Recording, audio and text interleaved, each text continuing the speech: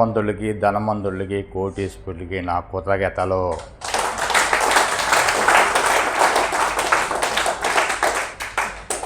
Doctor ఇష్మాన్ బాబు గారు నా గురువు అయినందుకు కృతజ్ఞతలు. ఇంత మహానీయుడిని కన్న వాళ్ళ తల్లిదండ్రులు కృతజ్ఞతలు. నేను ఒక టాపీ పని మేస్త్రిని. ఒకప్పుడు ఈ విజయవాడ క్లాస్కి వచ్చినప్పుడు ఎంతో నిరాశతో వచ్చాను. అసలు నాది ఈ స్టేజీ కాదు. 120 రూపాయలు చెప్పులు కొట్టి అబ్బో అనుకునేవాడిని. అలాంటి వాడిని 1000 రూపాయలు పెట్టుకోడు కొన్నా చెప్పులు. అయితే ఇది నాది 12వ క్లాసు. అయితే విజయవాడ క్లాసు ఒక తల్లి లాంటిది అనుకోవచ్చు, ఎందుకంటే నన్ను మార్చింది కాబట్టి. నా గురువుగారు కాడికి వచ్చిన కానించి నాకు ఎన్నో మిరాకిల్ జరిగినాయి. తిరుపతి పోయా, ఒంగోలు పోయా, హైదరాబాద్ పోయా, బాగా జరిగినాయి. మంచి మంచి పనులు వచ్చినాయి నాకు, బాగా పెద్ద పనులు వచ్చినాయి నాకు. నాకింద ఇప్పుడు 15 మంది పనివాళ్ళు కూడా ఉన్నారు. అయితే మా అబ్బాయిని ఇవ్వటం అనుకున్నా మొన్నటిదాకా. ఈ వీడియో చూసి మా ఆవిడ తల్లిస్తామంట తప్ప. నేను బాగానే చేస్తాను, అన్నీ బాగానే ఉంది. సరే అని చెప్పేసి మొన్న పెద్ద పని ఒకటి వచ్చింది, శంకుస్థాపన చేశా. ఏమొచ్చిన కానీ అన్ని పనులు చేస్తానంటున్నావు, ఎంతమంది ఉన్నారు అంతమంది ఉన్నారు, వచ్చిన వాళ్ళకల్లా డబ్బులు ఇస్తున్నాను, నాకు డబ్బులు ఇవ్వట్లేదంట. ఇంటికి పోయిన కానీ చేయను ఒక షాప్. మా గురుగారు ఉన్నారు వెనకాల, నన్ను చూసుకుంటాను, నాకు ఇబ్బంది లేదంటున్నా నేను. సరే అని కొద్దిగా మొన్న ఒక వారం నెగిటివ్లోకి వెళ్ళా. కొంచెం ఎట్టు కాదులని చెప్పేసి కొంచెం మళ్ళీ రావలేదు. మనం ఎట్టనా విజయవాడ క్లాస్కి వెళ్ళాలి గట్టిగా. గురువుగారు మనకి ఎంత అవకాశం ఇచ్చాడు. మనం 5 కేజీలు బరువు పట్టలేనివాడిని, నేను సరిగ్గా నుంచోలేనివాడిని కూడా ఇవాళ ఎంతో స్థాయిలో ఉన్నాను నేను. నా కాడ క్లాసు రావడానికి కూడా డబ్బులు లేవు ఆ రోజు. ఇవాళ నా కాడ మినిమం ఎప్పుడు చూసినా కూడా 10,000 కట్ట తగ్గట్లేదు.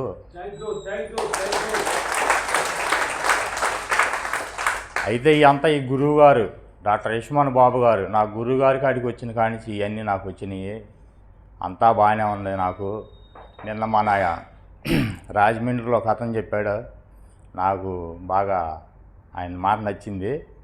అయితే మామూలు బండి వేసుకొని వెళ్తానా, ఆయన రాజమండ్రిలో నేను బండి వేసుకొని వెళ్తుంటే ఆయన ఆలోచన నాకెందుకు వచ్చింది. ఆయన యాక్సిడెంట్ అయితే ఒక దెబ్బ తగలేదు అన్నాడు. ఇదేంది అనుకున్నా నేను. అనుకుంటే బండి వేసుకొని నేను వెళ్తుంటే ఐస్ క్రీమ్ బండి ఇట్లా లేచి ఇట్లా వచ్చి ఆగింది కట్టి నా బండి కాడ. నేను మామూలుగా వెళ్తున్నా, శుక్రవారం, నిన్న శుక్రవారం. ఆయన మాట అనుకుంటే వెళ్తున్నా మామూలుగా. ఇదేంది ఆయన ఆలోచించుకుంటే వెళ్తున్నా ఇంటికి. ఇదేంది ఇట్లా అన్నాడు అని. అసలు ఐస్ క్రీమ్ బండి ఆడుంటుంది, వాడు అట్లా లేచి ఇట్లా తిరగబడి నా దగ్గరకు వచ్చి అట్లా ఆగింది.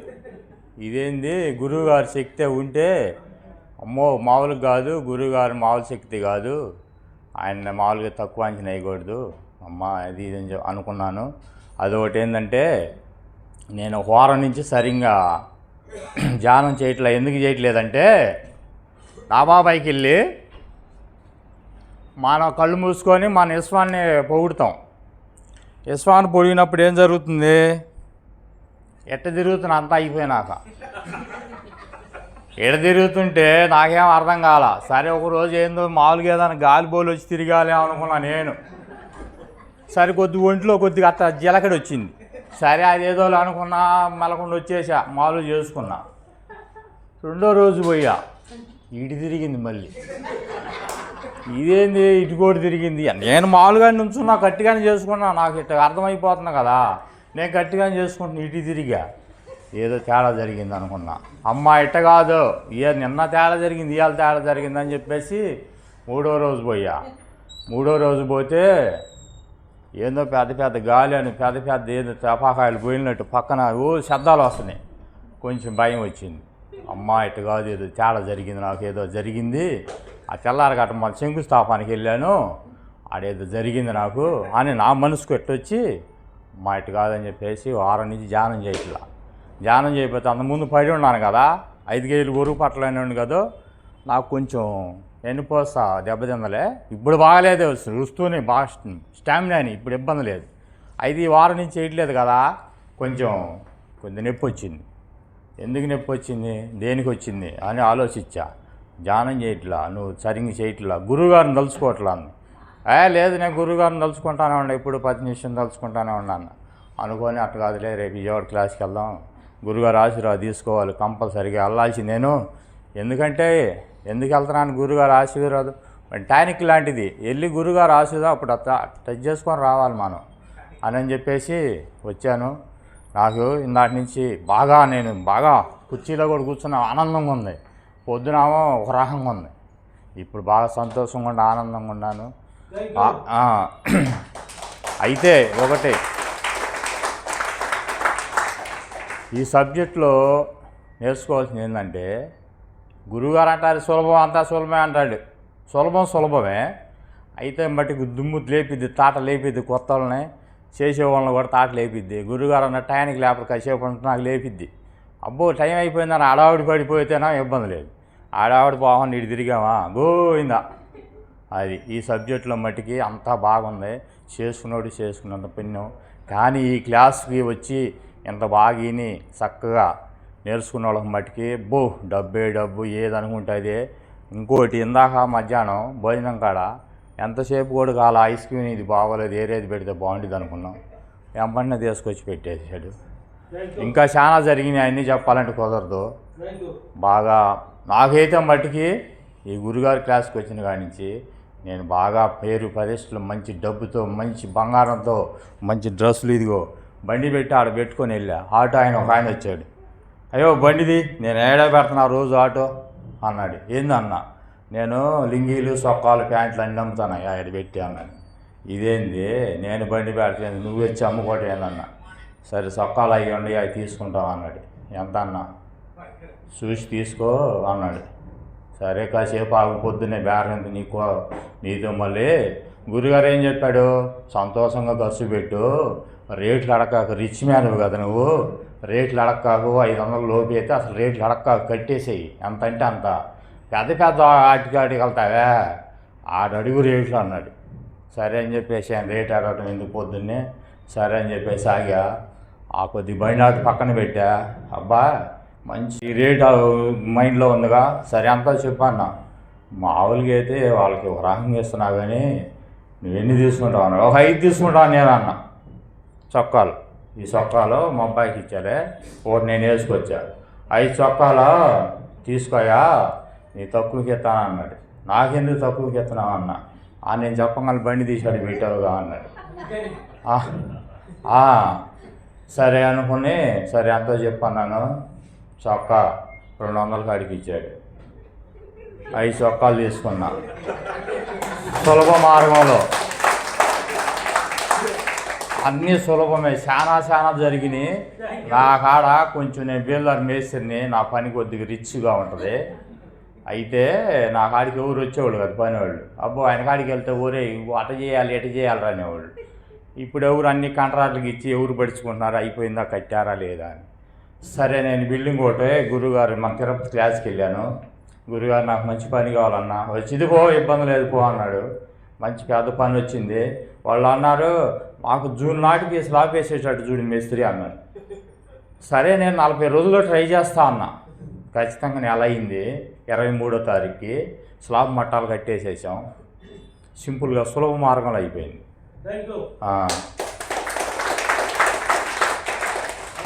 అయితే ఈ క్లాసు బాగుంటుంది. మన స్వర్ణ ప్యాలెస్ పోయిన క్లాసు మొత్తం రీమోడల్ చేస్తున్నారు, బాగుంది. ఇప్పుడు స్వర్ణ ప్యాలెస్ అద్దాలు గిద్దాలు కానీ, లైట్లు కానీ, ఏసీలు కానీ అంతా బాగుంది చక్కగా.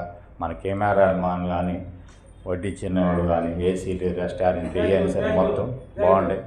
మన గురువు గారి క్లాసు ఇటు మజ్జిగ, అటు ఏసీ, కూలరు, ఫ్యాన్ ఇవన్నీ పెట్టుకొని సరదా మజ్జిగ తాగుతూ ఉంటే అట్టుంటుంది క్లాస్, అట్టుంటుంది. Thank you university, thank you money. ధనవంతులకి, ధనవంతురాలకి, కోటీశ్వర్లకి చాలా కృతజ్ఞతలు, ధన్యవాదాలు. నా గురువు గారు అయిన విశ్వమణి బాబు గారికి, వారి తల్లిదండ్రులకి, వారి భార్యమణి గారికి, వారి పిల్లలకి, వారి కుటుంబానికి చాలా కృతజ్ఞతలు, పాదాభివందనములు.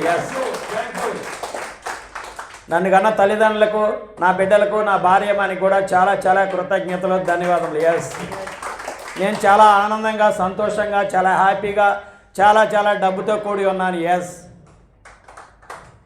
ఇక్కడ ఉన్న స్వర్ణ ప్యాలెస్కి, ఇక్కడ సహకరించిన మన వస్తువులకి అన్నింటికి, వడ్డించిన వారికి, కెమెరామ్యాన్లకి, మనకి భోజనం పెట్టిన వారి అందరికీ, ఇక్కడ ప్రతి వస్తువు కూడా, చైర్స్కి అన్నింటికి కూడా, ఇక్కడ మనం తాగిన గంగా జలానికి కూడా చాలా చాలా కృతజ్ఞతలు, ధన్యవాదములు. ఎస్,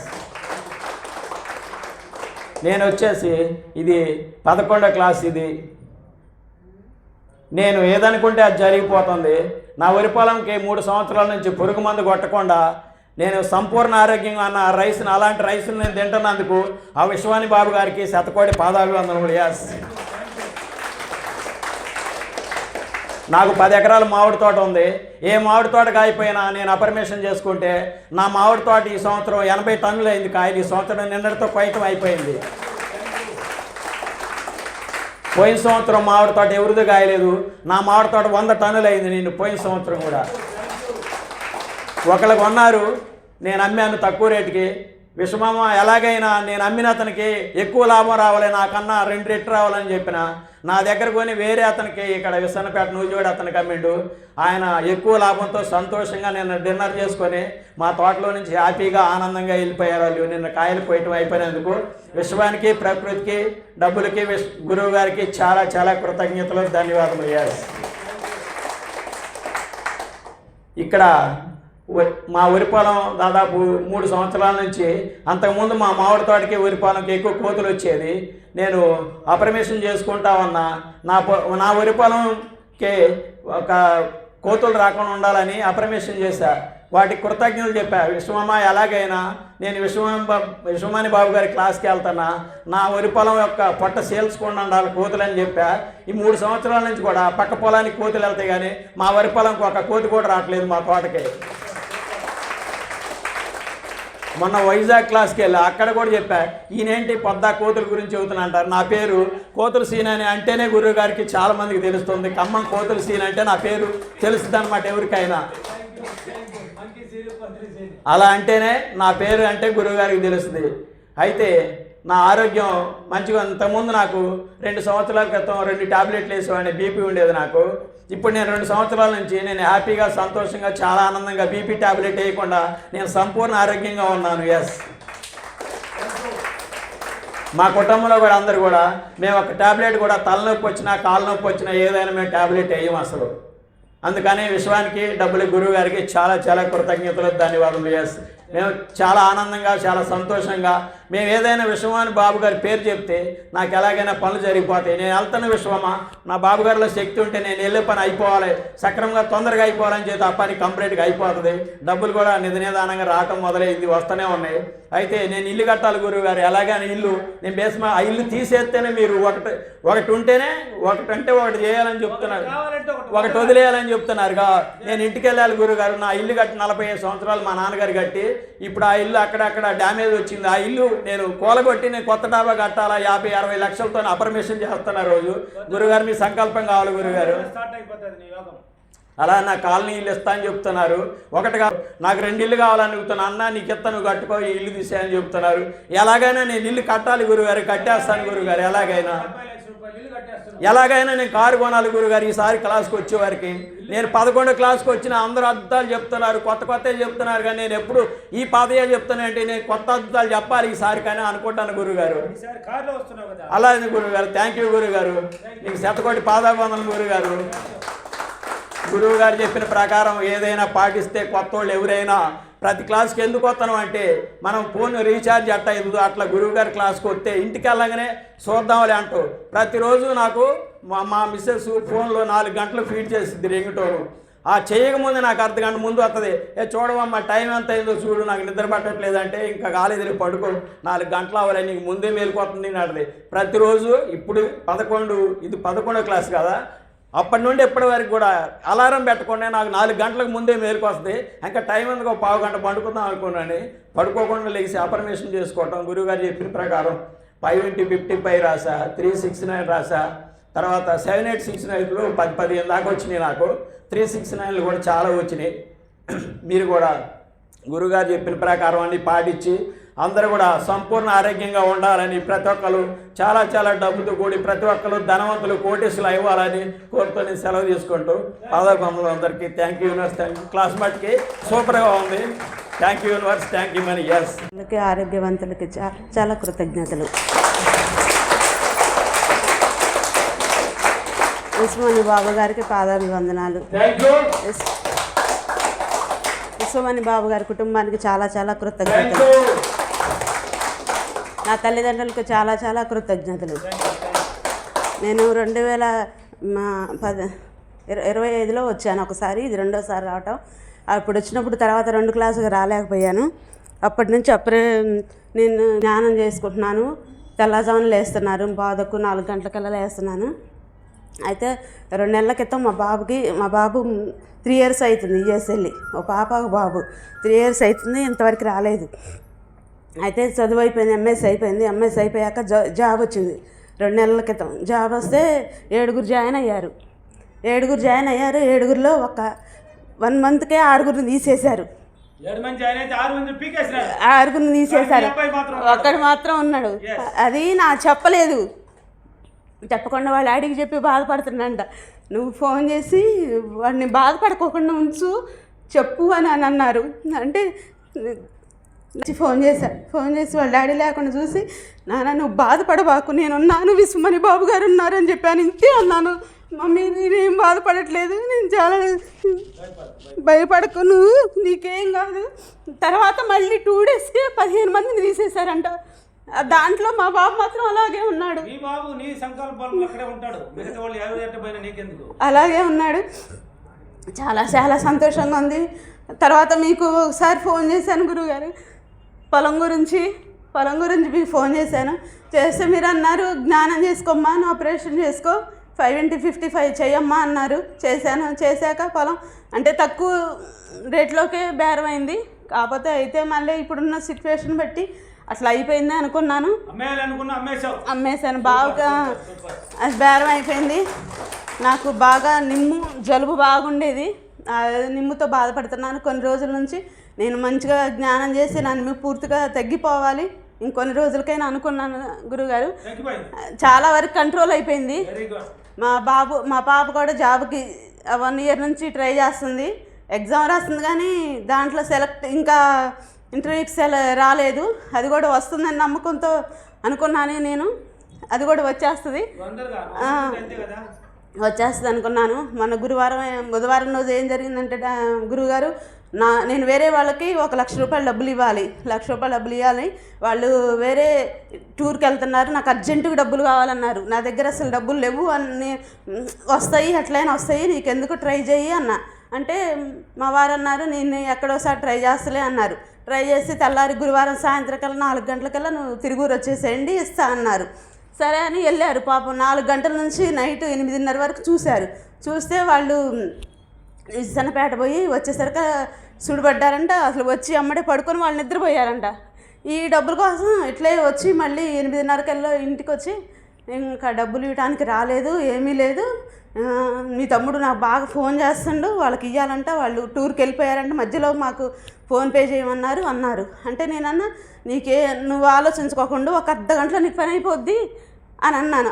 అని నేను మంచం మీద కూర్చొని అలాగే సోఫా మీద కూర్చొని నేను జ్ఞానం చేశాను. గురువుగారు జ్ఞానం చేశాను.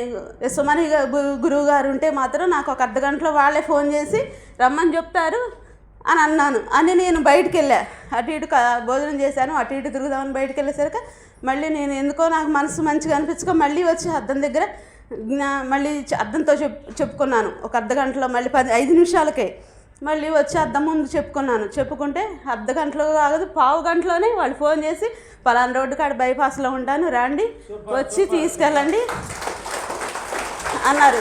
నేనన్నా నేను మళ్ళీ కాసేపు ఫోన్ చేయకుండా నేను అన్నాగా నీకు ఏ ఇబ్బంది లేదు, అర్ధ గంటలో అయిద్ది అనుకుంది, నేను 1/2 గంటలో అయిపోయింది, నువ్వు వెళ్ళి తీసుకొచ్చుకో అని చెప్పేశాను. అది కూడా అయిపోయింది గురువుగారు. నేను అయిన వాళ్ళకే డబ్బులు ఇచ్చాను, వాళ్ళు చాలా ఇబ్బంది పెడుతున్నారు అటు ఇటుగా. ఆ డబ్బులు రావాలని కోరుకుంటున్నాను. మా పాప అలాగే మా పాపకు కూడా జాబ్ రావాలని కోరుకుంటున్నాను. దాని గురించే మీ దగ్గరికి ఈరోజు అసలుకి మా వారు ఇంతవరకు చెప్పలేదు. నేను ఇన్ని 2 క్లాసులకు వచ్చాను, ఇంతవరకు మా వారికి చెప్పలేదు.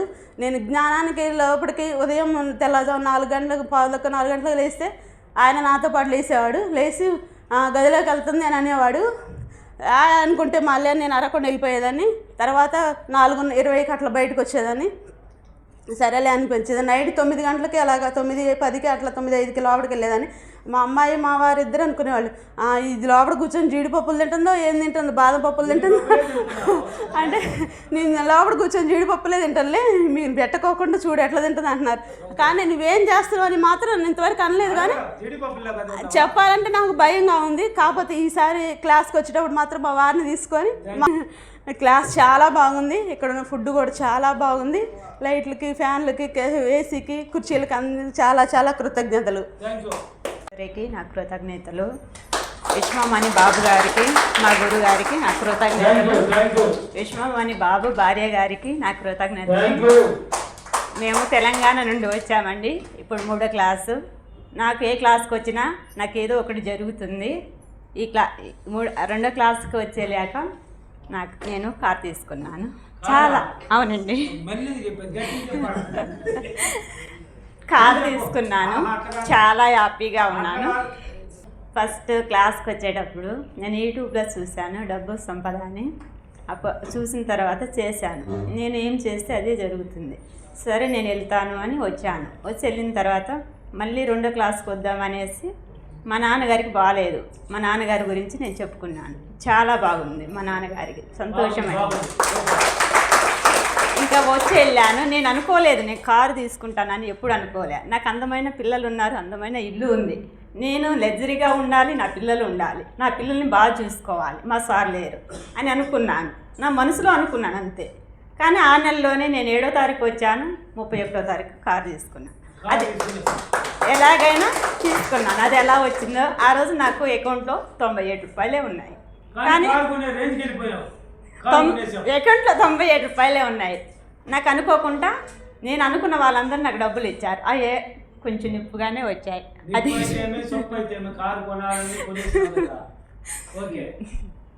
థ్యాంక్ యూ అండి విశ్వాని బాబు గారికి. క్లాస్ సూపర్గా ఉంది. మా తెలంగాణ నుండి మేము 4 వచ్చాము. మా తెలంగాణలో కూడా భద్రాచలంలో పెట్టండి క్లాస్. మాకు భద్రాచలం కూడా కావాలండి. ధనవంతులకు, లక్షాధికారులకి, కోటీశ్వరులకి అందరికీ నా కృతజ్ఞతలండి. మన గురువుగారు విశ్వమణి బాబు గారికి కృతజ్ఞతలు. ఆయన కన్నా తల్లిదండ్రులకు శతకోటి వందనాలు. ఆయన భార్యకు, మన పిల్లలు కూడా కృతజ్ఞతలు తెలుపుకుంటున్నామండి. అలాగే ఇక్కడ మన స్వర్ణ ప్యాలెస్కి, ఇక్కడ ఇచ్చిన సిబ్బందికి, ఇక్కడ మనకు మంచి భోజనం పెట్టిన వాళ్ళకి కూడా కృతజ్ఞతలు తెలుపుకుంటున్నాము. అలాగే ఈ లైటింగ్కి, అలాగే ఈ కెమెరామ్యాన్లకు కూడా అందరికీ కృతజ్ఞతలు తెలియజేస్తున్నాను. నేను 2025 నుంచి కూడా మన గురువు గారి ఇది నేను అబ్జర్వేషన్లో ఫోన్లో చూస్తున్నానండి. అన్నీ చూస్తూ నేను ఫాలో అవుతున్నాను. పోతే పోయిన సంవత్సరం మే నెలలో మా అబ్బాయి ఒక టూర్ పెట్టాడండి. కూల్ మనాలి, ఆ మంచు కొండల్లోకి వెళ్ళాలని ప్రోగ్రాం పెట్టి డాడీ వెళ్దాం అన్నారు. నేను రానురా, నాకు వద్దు అని అన్నా. అదేం డాడీ నీకోసం పెట్టాను ఈ ప్రోగ్రాం, నువ్వు రానంటావేంటి అది ఇది అని అన్నారు. నేను రాను అది ఇది అన్నా. ఆ నైటు ఈ గురువుగారు నా కళ్ళలోకి వచ్చి, అదేందా వాడు తీసుకెళ్తానంటే నువ్వు రానంటావు, చక్కగా 4 జతలు బట్టలు పెట్టుకుని వెళ్ళేగాడికి నువ్వు రానంటావు ఏంటని నాకు వచ్చి చెప్తే కళ్ళు తెరిచి చూశాను. ఆయన కనపడాల. ఓహో గురువుగారు చెప్పారు అని నేను మనసులో అనుకుని పొద్దున్నే ఉదయం చెప్పేశాను మా బాబుకి, నేను వస్తున్నానురా బుక్ చేయమన్నారు. అలాగే వెళ్ళాము. ఆ ప్లేస్ అంతా భలే మంచు కొండలోకి వెళ్ళి ఎంజాయ్ చేశాను. మళ్ళీ అలాంటి ప్లేస్ నేను జీవితంలో చూస్తానో లేదో అనిపించిందండి. చాలా ఎంజాయ్ చేశాను. అప్పుడు గురువుగారికి కూడా చాలా కృతజ్ఞతలు తెలుపుకున్నాను నేను. అలాగే నేను మనసులో చేసుకుంటూ వస్తున్నాను. మొన్న సెప్టెంబర్ 2వ తారీఖున మా నాన్నగారు ఇదయ్యారు. ఆయనకి దగ్గర 100 సంవత్సరాలు ఉంటాయి. సెప్టెంబర్ 2 అయిపోతే 16వ తారీఖున సెరమనీ అండి. 15వ తారీఖున అంతా వర్షం పడుతూ ఉంది. వర్షం పడతా ఉంటే రేపు మరి ఇదే ఉంది కార్యక్రమం అది అంటే రేపు మనకు వర్షం ఏమి ఉండదు అని నేను చెప్పా. అంటే కరెక్ట్గా నైట్ ఆగిపోయింది. తెల్లారి కార్యక్రమం అన్నీ బిగినాయి. అన్నీ జరుగుతుండగా మా అన్నయ్య గారి కాళ్ళు వచ్చేసి నెమ్మదిగా కొంచెం జల్లు సాగింది. మావయ్య గారే ఇవాళ వర్షం పడుతున్నారుగా, పడుతుంది కదా అందు వచ్చి చుట్టాలు అందరూ ఉన్నారు అక్కడ. మనం చెప్పానమ్మా మా గురువు గారికి నేను చెప్పుకున్నాను ఈరోజు పడకూడదని. పడుతుంది అంటే మరి నాలో ఏదో కొంచెం లోపం ఉండి ఉంటుంది. నేను మా గురువు గారిని నమ్మితే అసలు ఈరోజు వర్షం పడకూడదు అని నేను అక్కడే చెప్పాను. నేను అలా అంటున్నాగానే వీళ్ళు అంతలో మళ్ళీ వేరే టెంట్ తీసుకొచ్చి చేశారండి. ఈ లోపల మేము ఇలాగ అంటున్నాగానే జల్లు ఆగిపోయింది. ఇటు నుంచి సూర్యుడు బయటకు వచ్చేసాడు. ఇంకా అయిపోయిందండి. సూపర్. మంచి ఎండ బయటకు వచ్చేసింది. అసలు కార్యక్రమం అంతా బాగా జరుగుతుంది. వచ్చిన చుట్టాలందరూ గొడుగులు వేసుకుని వస్తున్నారు. ఇటు తెనాలి నుంచి వచ్చిన వాళ్ళు గొడుగేసుకు వచ్చారు, గుంటూరు నుంచి వచ్చిన వాళ్ళు, విజయవాడ నుంచి వచ్చిన వాళ్ళు కూడా గొడుగులతో వస్తున్నారు. ఏంటంటే అంత పెద్ద వర్షం పడుతుందండి అన్న. ఇక్కడ మీకు లేదేంటి అంటున్నారు. లేదు ఇక్కడ పడదని చెప్పాను. పడలా. అది ఒక మిరాకిల్ అండి. అది జరిగిందండి. కొంచెం మొన్న ఫిబ్రవరి 13వ తారీఖు నాకు యాక్సిడెంట్ అయిందండి. ఆ రోడ్డు అలా క్రాస్ చేస్తున్నాను. అలా క్రాస్ చేసేటప్పుడు చూశాను అంత దూరాన 2 వెహికల్స్ వస్తున్నాయి. ఆ 2 వెహికల్ వచ్చే లోపల నేను రోడ్డు దాటుతానని అవి చూసుకుంటా నేను వెళ్ళిపోతున్నాను. ఈ లోపల అక్కడెక్కడో కొంచెం దూరంలో లారీ వస్తుంది. ఆ లారీ బ్యాక్ సైడ్ నుంచి ఒకడు మంచి దూసుకుంటూ వచ్చేసండి. వీళ్ళిద్దరిని కూడా క్రాస్ చేసుకుని వచ్చేసి నన్ను గుద్దేశాడండి. లేచి అంత దూరాన్ని పడ్డానండి. పడిపోతే ఇంత దూరం ఇంకా ఆ షాప్ ముందు ఇంతే ఉందండి ఫుట్పాత్ మూర దూరంలో. దానికి తగిలితే తల పగిలేది. కానీ ఆ మూర దూరంలో పడ్డాను. నాకు ఇంత దెబ్బ కూడా తగలలేదండి. ఇంత దెబ్బ కూడా కనీసం ఒక్క రక్తబొట్టు రాలేదండి. అప్పుడే నేను గురువు గారిని తెలుసుకున్నానండి. నా గురువు గారు ఉన్నారు, నాకు ఏం అవ్వలేదు. ఇలాంటి మిరకలు జరిగినాయి సార్. మీ ఆశీర్వాదం మాకు ఉండాలని నేను నిజంగా కోరుకుంటున్నాను sir. Thank you sir. Class చాలా బాగుందండి. ఒక అరటి పండు ఒలిచి నోట్లో పెట్టినట్టు నేను చాలా గురువులు విన్నాను. వాళ్ళందరికంటే కూడా మీరు మాకు చాలా మైండ్లో అతుక్కుపోయేలాగా చెప్పారండి.